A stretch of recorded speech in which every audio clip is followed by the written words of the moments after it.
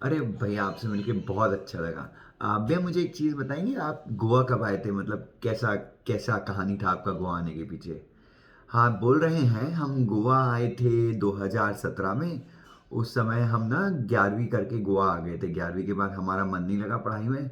उसके बाद एक हमारा नानी हमारे मौसी का बेटा था, वो गोवा आया था, तो हमको साथ में लेके आ गया। हम खूब मस्ती किए, बहुत मज़ा आया गोवा में। और उसके बाद हम पढ़ाई छोड़ दी। माँ-बाप तो हमारे इतने अच्छे थे, वो बोल रहे थे कि पढ़ाई कर ले, बट हमको ही मूड नहीं आया पढ़ाई करने का और हम गोवा आ गए 2017 में। तो भैया अभी क्या कर रहे हो आप? तो 2017 में हम एक रिसॉर्ट में काम करते थे, 11 तक का पढ़ाई हुआ था, तो रिसॉर्ट में काम कर रहे थे, हमको खूब मज़ा आ रहा था।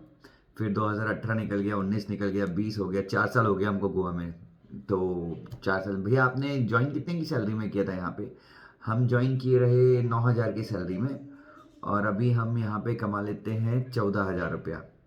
भैया लेकिन 4 साल में आपको तो और ज़्यादा कमाना चाहिए। अब क्या कहें पूरा पढ़ लिख नहीं पाए हैं, अगर पूरा पढ़ लिख गए होते तो आज यहाँ पे खूब सारा पैसा कमा लिए होते।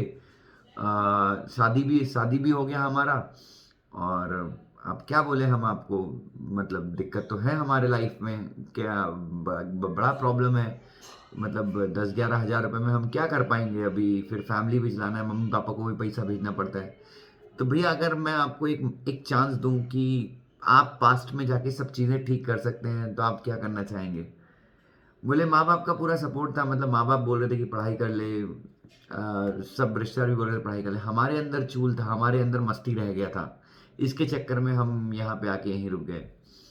सो हेलो बच्चों, कैसे हैं आप सब? आई थिंक आपको समझ में आया होगा मैं किस बात की तरफ इशारा कर रहा हूँ।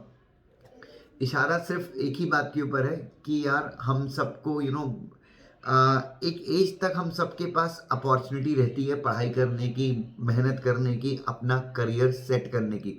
We all have opportunities, right? तो जिस बंदे की मैं बात कर रहा हूँ एक्चुअली, हम लोग गोवा में हम लोग जिस अपार्टमेंट में रुके हुए थे, ये जो थे उस अपार्टमेंट को क्लीन करना और उस अपार्टमेंट की पूरी देखभाल करने का काम इनका था। कोई भी काम छोटा या बड़ा नहीं होता, आप समझिए मेरी बात को। बट कई बार आप खुद से कुल्हाड़ी के ऊपर पैर रख देते हैं जल्दी नतीजे पाने की चक्कर में। तो ये जो भाई साहब थे जिनकी मैं बात कर रहा था, ये 2017 जनवरी में कुछ गोवा आ गए थे और पिछले 4-5 साल से ये गोवा में ही काम कर रहे हैं। और ये इनसे बच्चों इनसे बात करते-करते ये काफ़ी ज़्यादा इमोशनल हो गए और इमोशनल होके ये बताने लगे कि मैंने लाइफ में जो सबसे बड़ा मिस्टेक किया ना दुष्यंत सर, वो ये था अपनी पढ़ाई को बीच में अधूरा छोड़ के।